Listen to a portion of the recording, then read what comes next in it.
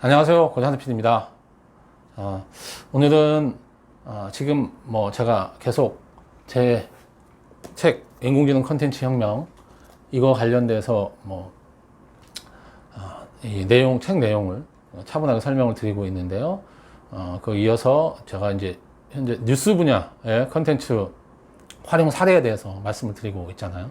이 책이 각 분야의 컨텐츠 활용 사례에 대해서 제가 전부 모아서 책을 낸 거니까.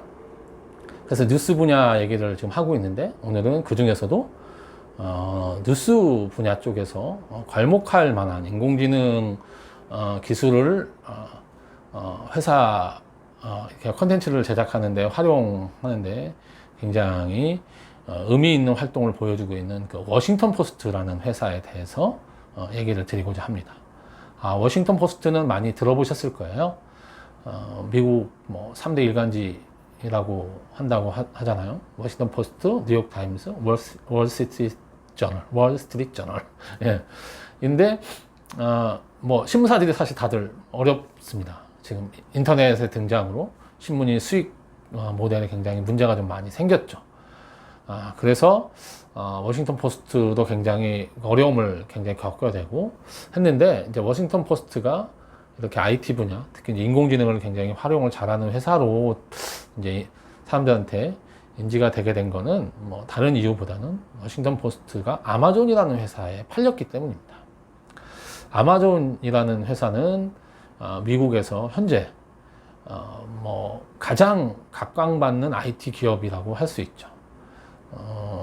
그 애플에 이어서 최고 혁신 기업이라고도 얘기를 좀 듣고 있는 회사 같습니다.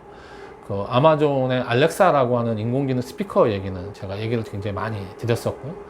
아마존은 원래 이제 쇼핑으로 굉장히 유명해진 회사잖아요. 제일 처음은 이제 책을 온라인으로 판매를 하는 걸로 시작을 해서, 사실 이제 온라인 쪽에서 쇼핑하는 쪽으로 굉장히 자리를 굳히고, 지금은 전 세계 IT 기업에서 그 누구도 따라올 수 없는 그런 자리를 차지하고 있는 그런 기업이 되겠습니다. 이런 아마존이 인수를 했고, 아마존의 CEO도 정말 혁신적인 그런 IT 기업인 중에 한 사람으로 유명한 사람이잖아요. 제프 베조스인가? 예, 이름이 갑자기 헷갈리는데. 하여간, 예, 어쨌든, 그 사람이 또 언론사를 인수했다는 것 때문에 화제가 되기도 했습니다. 자, 그러면 워싱턴 포스트는 어떤 변화를 처음에 꾀했을까요? 그 아마존에서 인수를 한 다음에. 이 아마존이 워싱턴 포스트를 인수하고서 가장 크게 변한 거는, 처음에는 주로 이제 그동안에 있던 인력 구조를 변화를 시킨 거죠. 그래서 어떻게 변화가 됐냐면, IT 개발자라든지 IT 인력들이 대거 이제 회사에 유입이 되게 됩니다. 그래서 회사의 전체적인 DNA가 언론사지만 IT 기업으로 이제 탈바꿈을 하게 되는 거죠. 그러면서 이 뉴스 컨텐츠를 제작하는데도 이런 인공지능 기술이 상당히 많이 이제 활용이 되게 됩니다. 그래서 이제 제가 제 책에서 이 워싱턴 포스트가 세 가지 정도 이제 이 인공지능 기술을 활용해서 이런 이제 컨텐츠 제작을 한다라고 해서 세 가지 정도를 이제 제가 얘기를 말씀드렸는데, 이제 첫 번째는 클레비스라고 하는 이거는 뉴스 컨텐츠 추천 알고리즘이에요. 이제 이 추천 알고리즘은 사실 아마존이 굉장히 강한 분야입니다. 왜냐하면 그 온라인 서점부터 시작을 했다고 했잖아요. 그 쇼핑이다 보니까 추천이라고 하는 그런 엔진이 굉장히 강한 거예요. 이게 기술이 뛰어난 거죠, 아마존이. 그런데 그거를 뉴스 컨텐츠를 추천하는 거 쪽으로도 알고리즘을 개발을 해서 클레비스라는 이름으로 이제 서비스를 하는 거죠. 그래서 굉장히 기술적으로도 의미가 있는, 기술적으로도 굉장히 앞서 있는 걸로 인정을 받고 있습니다. 뉴스 콘텐츠 추천 시스템인 클레비스라고 하는 거를 개발을 해서 서비스를 하고 있고요. 두 번째는 헬로그래프라고. 헬로그래프라는, 이제 이거는 일종의, 그러니까 로봇 그 기사를, 그러니까 그러니까 인공지능이 기사를 쓰는 그런 이 뉴스를 이제 만들어내는 그런 인공지능이죠. 헬로그래프라고 해서 실제로 이 워싱턴 포스트라는 회사는 이 헬로그래프를 이용해서 뉴스를 생산해내고 있습니다.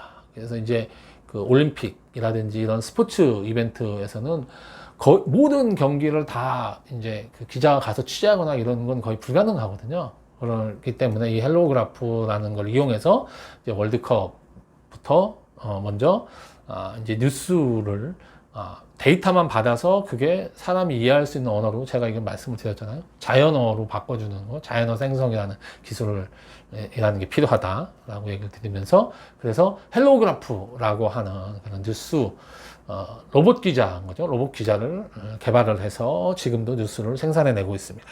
그 다음에 아크라고 하는, 이거는 이제 아마 컨텐츠를 이제 만드는 회사에 있는 분들은 많이 들어보셨을 거예요.